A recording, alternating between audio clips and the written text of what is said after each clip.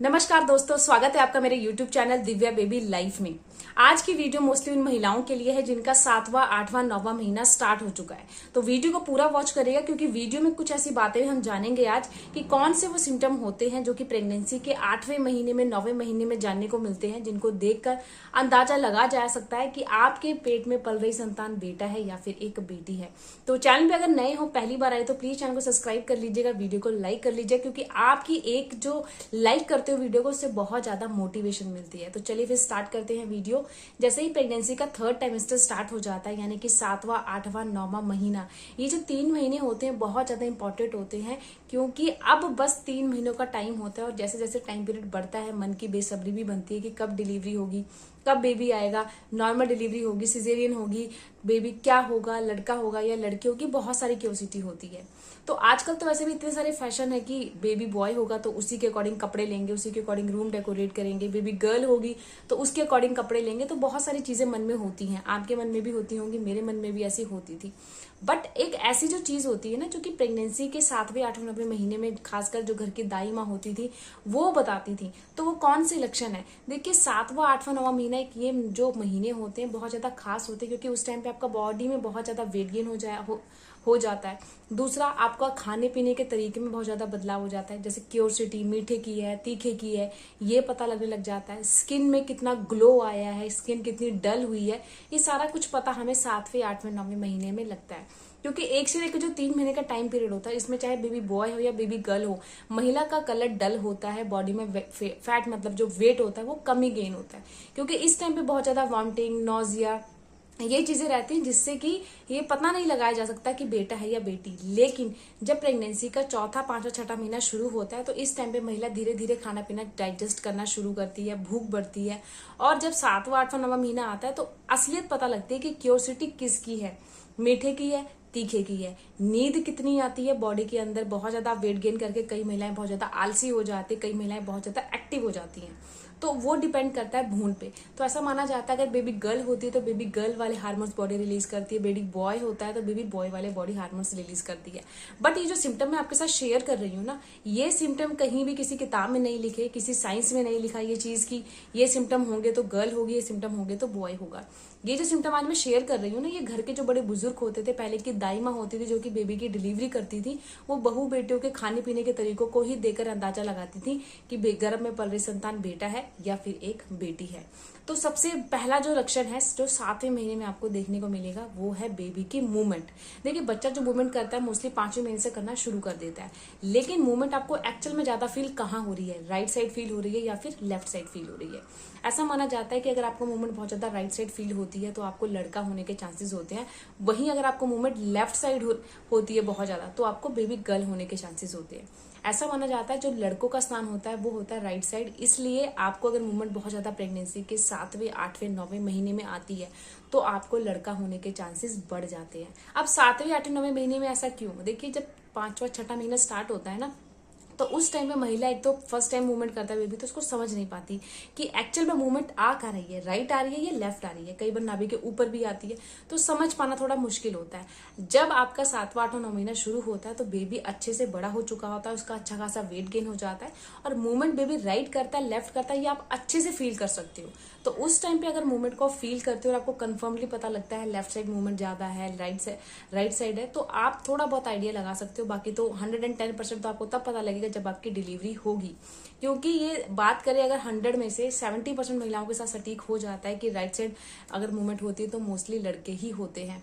बाकी इस वीडियो को सिर्फ इंजॉय लीजिएगा क्योंकि वीडियो बनाने का मकसद सिर्फ आपके मन की क्यूरियोसिटी को कम करना है।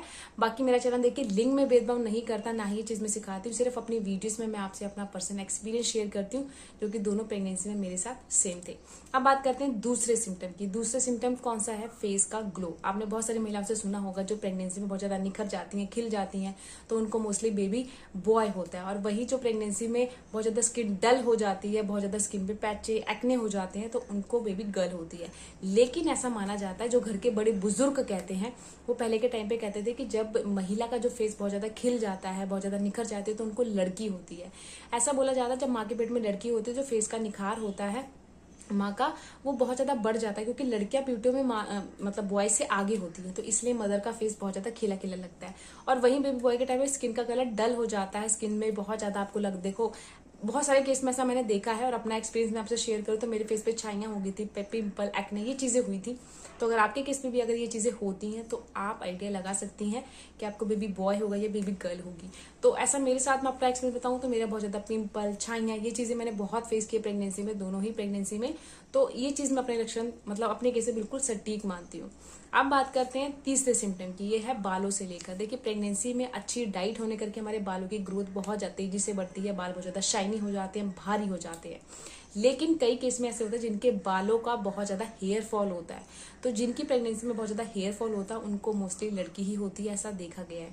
बाकी तो देखिए डिपेंड करता है हमारे डाइट प्लान पे। मेरी प्रेगनेंसी में मेरा अपना एक्सपीरियंस जो मैं आपके साथ शेयर कर रही हूँ, मेरे बालों की ग्रोथ बहुत लंबी हो गई थी, बाल भारी हो गए थे। इवन अब बहुत ज्यादा हेयर फॉल हो रहा है, क्योंकि बेबी छोटा है, फीड करता है, जिससे बहुत ज्यादा बॉडी में वीकनेस आती है और बालों की जो हेयर फॉल की प्रॉब्लम है वो बहुत ज्यादा बढ़ती जा रही है। अब बात करते हैं प्रेगनेंसी के 7वें 8वें महीने के बाद जो आखिरी पड़ाव आता है, 9वां महीना। इस महीने में ऐसी कौन से जो 2 सिम्टम है जो कि मोस्टली रेकमेंड करते हैं कि बेबी बॉय होगा। तो देखिए प्रेगनेंसी में ना थोड़ी बहुत प्रॉब्लम सबको फेस करनी होती है, कमर में दर्द, पैरों में स्वेलिंग, पैरों में ऐंठन, ये चीजें होती हैं। लेकिन आपको ये चीजें घर में सुनी होगी, आपके मदर इन लॉ किसी ने बताई होगी ये चीज, कि अगर आपके पेट के निचले हिस्से में पेन रहता है और ये 7वें महीने से हल्का हल्का शुरू हो जाता है और 9वें महीने तक बना हुआ है ये पेन, तो बोला जाता है आपको बेबी गर्ल होने के चांसेस ज्यादा होते हैं। वहीं अगर आपके कमर में दर्द रहता है तो ऐसा बोला जाता है आपको बेबी बॉय होने के चांसेस ज्यादा होते हैं। ऐसा माना जाता है जो बेबी गर्ल होती है वो सिर्फ ज्यादातर आगे की ओर होती है, और जो बेबी बॉय होते हैं वो पीछे की ओर होते हैं। तो जिसके वेट से आपके बैक पर जोर पड़ता है, और कुछ ऐसी गलतियां आप करते हो प्रेगनेंसी में जिससे ही आपको प्रॉब्लम फेस करनी होती है। नंबर 1 तो गलती है कि आप जब प्रेगनेंसी में, जैसे प्रेगनेंसी का 7वां 8वां 9वां महीना जब स्टार्ट होता है तो उस टाइम पे एक ही पोजीशन में काफी देर तक खड़े रहते हो, या एक ही पोजीशन में काफी देर तक बैठे रहते हो, जिससे कि आपके कमर में दर्द होना शुरू हो जाता है। कई महिलाओं का लेटने का यानी कि सोने का तरीका गलत होता है, जैसे सीधा कई महिलाएं सोती है प्रेगनेंसी के 7वें 8वें 9वें महीने में, जिससे आपकी रीढ़ की हड्डी पे जोर पड़ता है और आपके फिर कमर में दर्द होना शुरू हो जाता है। तो अगर ये चीजें आप करते हो तो इसे आज से ही स्किप करो, ऐसा बिल्कुल मत करो, क्योंकि इससे आपको प्रॉब्लम फेस करनी होगी, या तो आपके कमर में पेन होगा या पेट के निचले हिस्से में पेन होगा। कई महिलाएं बहुत तेज तेज से वॉक करती है जिससे कि आपके पेट के निचले हिस्से में पेन होता है, तो ऐसा नहीं करना है। वॉक आपको धीरे धीरे करना है, और जो अपने फिट रखना है, जो आपने कदम रखना है थोड़ा सा छोटा रखना है। तो ये बात अगर आप मान के चलोगे कि ये चीजें आप अपनी लाइफ में दिनचर्या में बदलते हो तो ये प्रॉब्लम बहुत हद तक आपकी कम होगी। लेकिन अगर पेन बहुत ज्यादा है, बहुत तेजी से होता है 7वें 8वें 9वें महीने में, तो ये एक साइन होता है कि आपकी प्री मैच्योर डिलीवरी ना हो। तो प्री मैच्योर डिलीवरी से बचना चाहते हो ये चीजें बिल्कुल ना करो, भारी सामान ना उठाओ।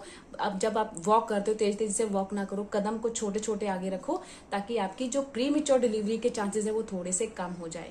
और अगर आपकी नॉर्मल प्रेगनेंसी है, हेल्दी प्रेगनेंसी है, तो घर के छोटे मोटे काम आप करते रहो, जितना फिजिकल एक्टिव रहोगे उतने ही चांसेस आपके नॉर्मल डिलीवरी के बढ़ जाएंगे। तो ये चीजें बहुत टाइम से बहुत सारी महिलाएं सोच रही थी ना कि कमर में दर्द क्यों होता है, तो ये आपकी गलती करके होता है, या तो आपके उठने बैठने का तरीका ठीक नहीं है, या फिर चलने का सोने का तरीका ठीक नहीं है। तो आज से ये चीजें आप ठीक करोगे तो आपको बहुत हद तक इन चीजों से राहत मिल जाएगी। बाकी तो देखिए प्रेगनेंसी के 9वें महीने में थोड़ी बहुत प्रॉब्लम आपको फेस करनी पड़ती है, मोस्टली 80% महिलाओं को फेस करनी पड़ती है, क्योंकि वेट बहुत ज्यादा होता है बॉडी में। देखिए बच्चा पेट में है, बच्चे का वेट, पानी का वेट, बच्चा पानी की थैली में है, ओवल का वेट यानी कि प्लेसेंटा का वेट, वो सारा वेट हमारे कहाँ पे आता है, पेल्विक एरिया में आता है, जिससे प्राइवेट पार्ट में प्रेशर पड़ता है। और देखिए आपको बार बार यूरिन आने की प्रॉब्लम बढ़ जाती है, यूटीआई की प्रॉब्लम बढ़ जाती है। यूटीआई की प्रॉब्लम 9वें महीने में क्यों बढ़ती है, क्योंकि महिला बार बार देखिए यूरिन पास करने जाती है और अच्छे से प्राइवेट पार्ट को क्लीन नहीं करती है, जिससे कि आपको यूटीआई की प्रॉब्लम हो जाती है। तो यूटीआई की प्रॉब्लम से अगर बचना चाहते हो तो जब भी आप वॉशरूम जाएं अच्छे से प्राइवेट पार्ट को क्लीन करें, स्किन को ड्राई करें, ताकि आपको कोई भी यूटीआई की प्रॉब्लम ना फेस करनी पड़े।